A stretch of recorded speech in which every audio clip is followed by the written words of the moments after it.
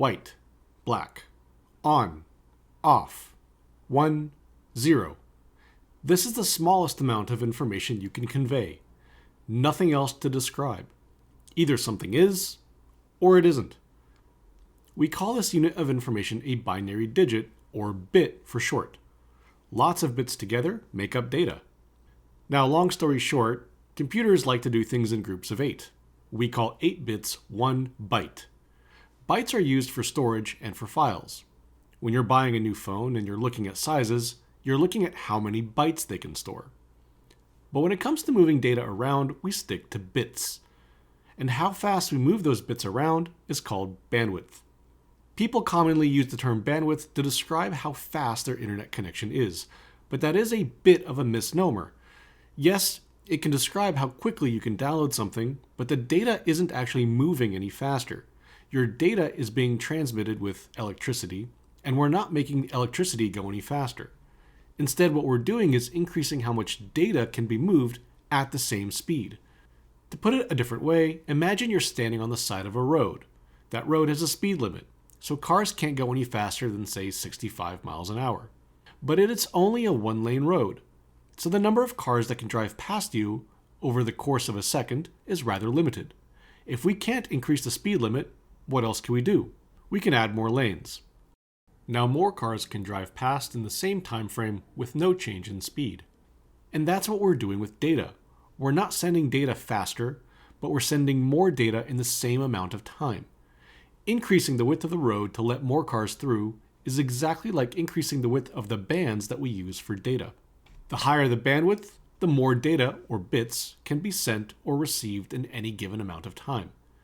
We measure this bandwidth in something called bits per second, or BPS. The higher, the better. The number of bits per second that we deal with is rather large, like billions. So we use prefixes to represent these numbers and make them easier to work with.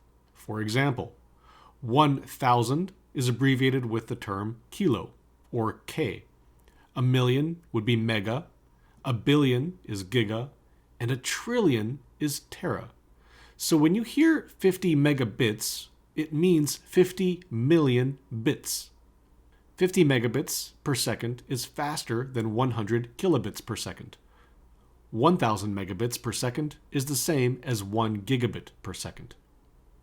Now, how much bandwidth do you actually need? Well, that depends on what you're doing. Talking on the phone? You only need 30 kilobits per second. Streaming Netflix? Well, if you're watching reruns of an 80s sitcom in standard definition, you only need 1.5 megabits per second. Full 1080p HD requires at least 5 megabits per second, while an Ultra HD 4K stream requires 15 megabits per second. In 2023, the average broadband speed in the US was 307 megabits per second. This means that the average household could stream 20 Ultra HD movies at the same time. Now we just need the average number of TVs to catch up. When you, the client, are sending data towards your ISP, we say that data is going upstream. If you are receiving data, we say that data is going downstream.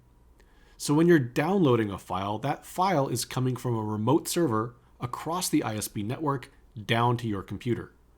Similarly, if you're uploading a file, you are sending a file from your computer to a remote server. Most internet access methods have what's called an asymmetrical connection. That is, you will have more downstream bandwidth available than upstream bandwidth. And higher bandwidth in both directions is one of the primary reasons why our connection methods change over time, as new applications and new use cases require more and more bandwidth. So what kind of bandwidth do you have at home, school, or at work?